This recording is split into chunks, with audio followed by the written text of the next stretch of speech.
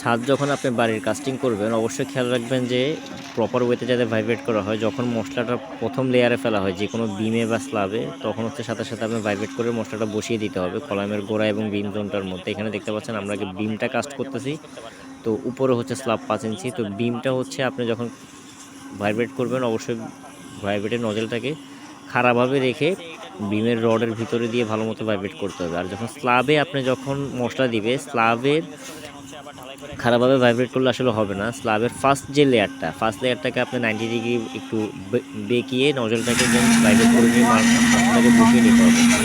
First লেয়ারের যে মশলা ওটাকে ভাইব্রেট করে বসিয়ে নিতে হবে। এরপরে যখন সেকেন্ড লেয়ারের মশলা দেওয়া হবে ওটাকে ভাইব্রেট করার প্রয়োজন হয় না, ওটাকে পাটটা দিয়ে হিটে লেভেল টানলে হচ্ছে স্ল্যাব আপনার কমপ্লিট হয়ে যাবে।